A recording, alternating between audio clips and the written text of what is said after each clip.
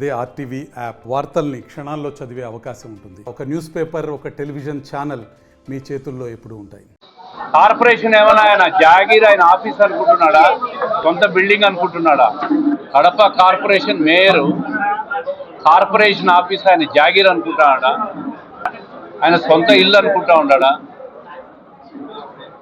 గత 8 సంవత్సరాలుగా ఇష్టం వచ్చినట్లు కడపను కలుషితం చేసినట్టు ఆయన, ఆ మాజీ ఎమ్మెల్యే ఒక ఆయన ఈరోజు ఈ కార్పొరేషన్ను కలుషితం చేసినాడు. కార్పొరేషన్లో ఎంప్లాయీస్ని అవినీతి పనులు చేసినాడు.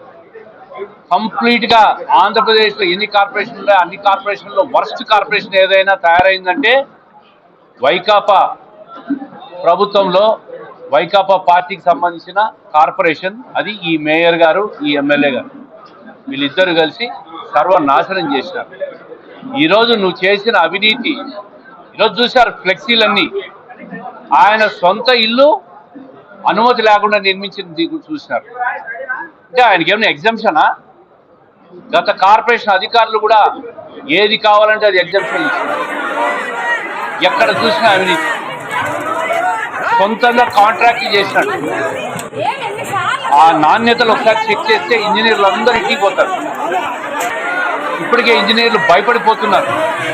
గతంలో చేసిన పనుల మీద నాణ్యత చెక్ చేస్తే మేము వెళ్ళకపోతామని చెప్పి భయపడిపోతూ ఉంటారు.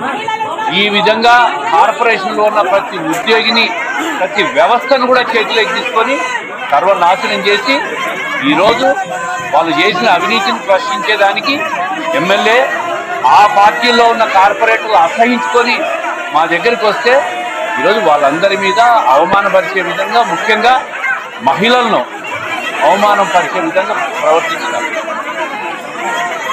మహిళలంటే గౌరవం లేదా మీకు? కడప మహిళలకు అందరికీ కూడా ఇది ఒక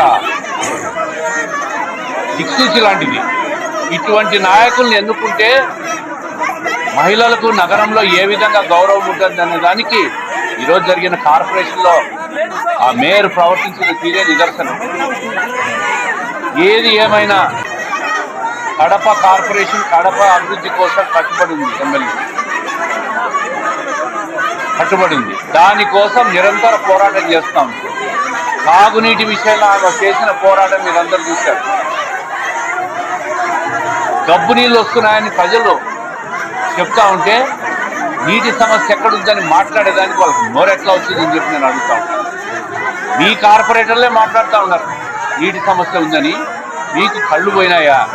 ఒక్కసారి బస్తీ లేకపోతే చూడమని చెప్తాం.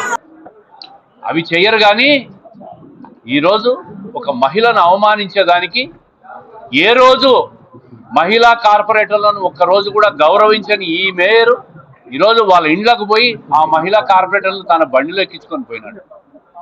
ఆ స్థితికి దిగజారిపోయినాడు పాపం. ఏమైనా ఈ మహిళా ఎమ్మెల్యేని ఏమైనా అవమానిస్తే వాళ్ళ నాయకుడు జగన్మోహన్ రెడ్డి గారు ఏమన్నా మార్కులు ఎక్కువ వేస్తాడు అనుకున్నాడేమో. దిగజారి వ్యవస్థలను నీరుగార్చి సర్వనాశనం చేసినావు.